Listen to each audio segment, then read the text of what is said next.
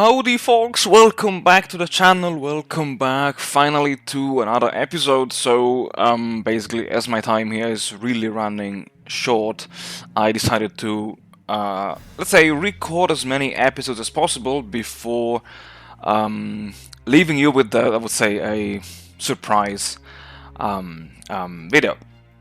So this is the 1944 after D-Day scenario with the Endsieg mod, and in the previous episode, just to recapitulate what happened, I just defeated once again the second D-Day in Normandy while repelling the Allied invasion of Italy, basically. And once again in November 1944, the Allies tried. This time tried once again to invade Italy, but having, let's say, maintained a full control of my ports, the Allied quickly found themselves starving, and yeah, the only American division that landed north of Livorno was quickly surrounded and then annihilated. And Guderian Panzers, while the infantry was taking control of the Italian mainland, Guderian Panzers were rushed to the Balkans, where they really contributed in getting rid of those nasty, I would say, long extended beachheads that were really a thorn in my back. Because before assuming any offensive on the Eastern Front, I was like, okay, I need to make sure that the Southern Front, the Balkans, are secure.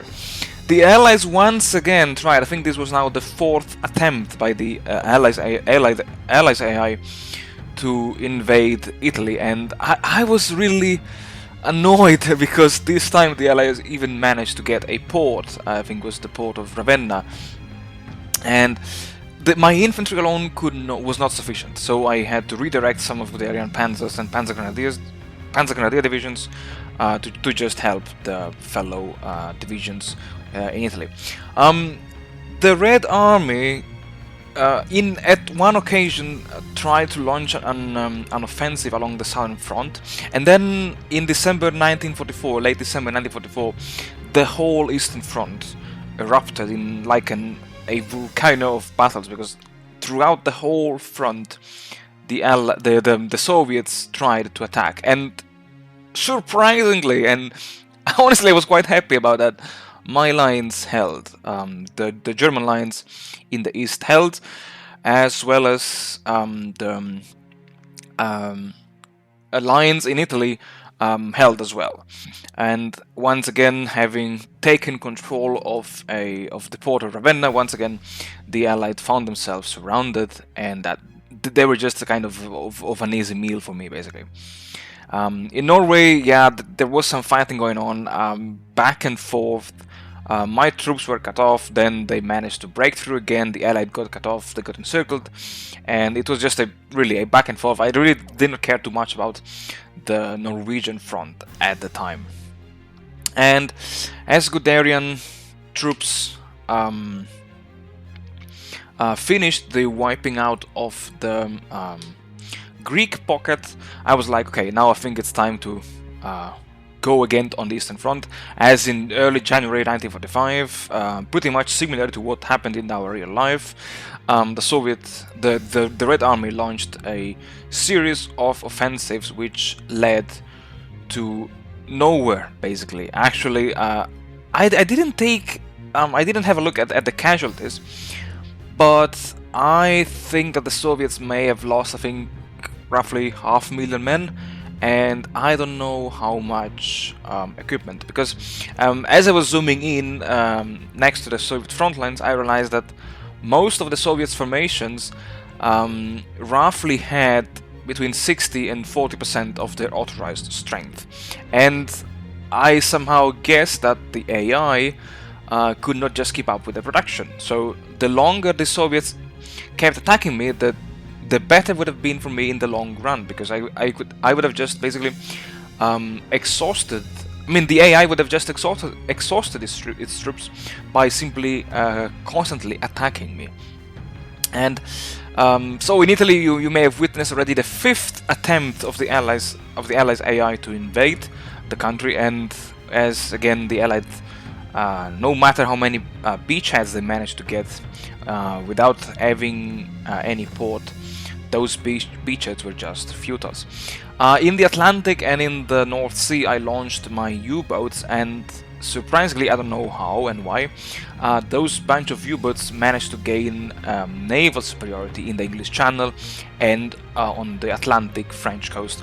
That was really unexpected, because by securing now the naval superiority in those areas means that the Allied could not use those areas to launch an amphibious invasion of France. And by securing the waters around France, this allowed me to redeploy basically the 7th Army in Italy to get a much stronger force against any potential Allied invasion of Italy. And in having redeployed now my Panzers in Belarus and in the occupied Romania, I decided to launch, let's say, Operation Siegfried.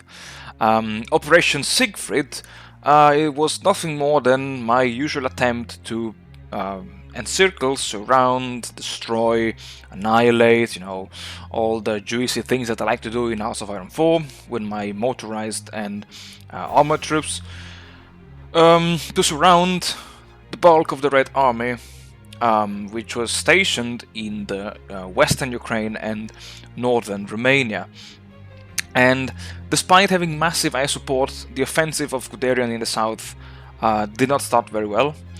Unlike von Manteuffel Panzer Group in the north, which I think because it was supported by several infantry divisions, it managed to rapidly break through the Soviet lines and establish a breachhead over the Dnieper River. Massive air support indeed turned the tide of the battles, and to prevent the Soviets from reinforcing, I also decided to pin the surrounding Soviet divisions, exactly, just to prevent them from moving here and there, because I noticed that the AI was reacting really quickly to von Manteufel's attempts to break through the lines. But I must say, luckily, thanks to my pinning attacks, every Soviet division which was coming from the south or from the north was somehow stuck into those areas, into the, I would say, the neighboring battles. Guderian finally broke through in around mid-February 1945 to the south, and von Manteuffel rapidly followed in the north. I did the mistake of not attacking on a 2 or 3 tile wide front. I tried that in the Total War mode in the past, and this worked like a charm. I don't know why I did not do it here. Maybe I was just being overconfident, especially in the south, that having smashed through the Soviet lines around Odessa, on one hand I deprived the Soviets from their port on the Black Sea, and on the other hand I just I was really surprised to see that the Soviets, as always with the AI, did not have any reserve behind the front, even though the Soviets were stemming and recruiting troops all over the front line. And I was really too busy in manually directing the offensive of Guderian and von Manteuffel to really take care of the advancing Soviet divisions. I decided to take care of my Norwegian front, as I was a bit afraid that my own divisions could have been cut off by the advancing Allied units.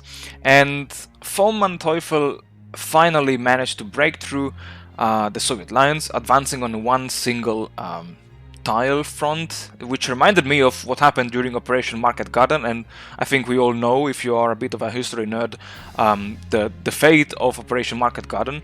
And actually Guderian, by spreading his troops, I think he was the one who led the offensive along the northern front.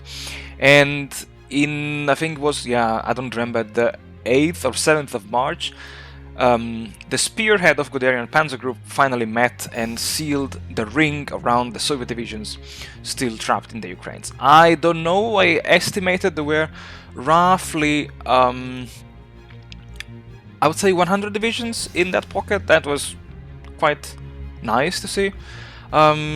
Could have been better because many troops were actually being redeployed outside along the advancing spearheads, but well, there was nothing that I could have done to prevent this. Still, I must say, I was really satisfied by these results, and as such, I decided to launch an all-out attack along the entire perimeter of the pocket. And as the infantry was now holding the front, I decided to manually direct from Manteuffel and Guderian Panzer groups, I would say, westward to gradually reduce into smaller pockets this huge Ukrainian cauldron.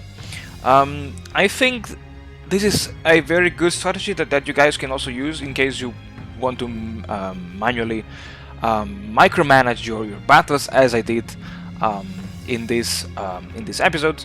The goal for me was just to smash down, to smash the enemy lines, and then just quickly surround and annihilate as many divisions as possible into small pockets. I don't know if the Endsieg mod works like with the vanilla in terms of supply, but I got the feeling that as soon as the Soviet troops were cut off from Moscow, they were suffering from a staggering 33% of combat maluses because of the lack of supplies.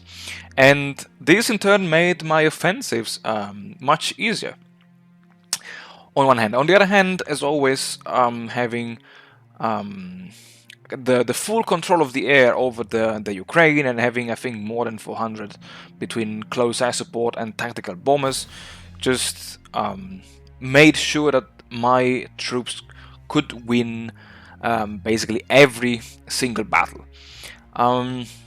It took me some time, actually and honestly, to reduce the Kiev pocket, because I don't know if the Kiev province was heavily fortified, but having failed on my side, from my side, to capture Kiev in one single attempt, I basically forced the retreating Soviet divisions to fall back into Kiev itself.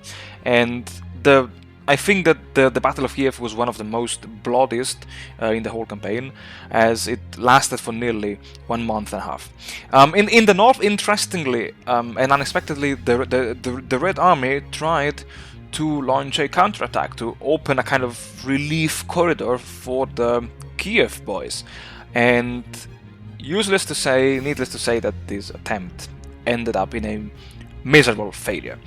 In the Pripyat marshes, this long stretch of Soviet territory that still remained in Soviet hands, my infantry and tank combined attacks just was unstoppable. The Soviets, despite a bit of fierce resistance in the opening stages of the battle, they just could not handle it, and despite the negative modifiers offered by the terrain, once again my troops were victorious by mid-April 1945. And as the battle in the Kiev cauldron was drawing closer to an end, I redirected the bulk of my troops to finish off the enemy divisions trapped in the southwestern Ukraine and northern Romania. And this time I was getting really a bit lazy with my micromanagement, and I just decided to use the command of just the frontline command, and then just I told my unit just attack and smash everything. So overall, this was, I would say, the nicest offensive that I've ever launched, considering the background behind this attack. The Soviets lost a considerable amount of troops, manpower, and equipment, while I do not remember honestly, but I think no more than 80,000 German soldiers gave their lives for the fatherland. Thank you very much for watching, guys. Thank you very much for supporting the channel. Take care, stay tuned, and see you all in the next episode.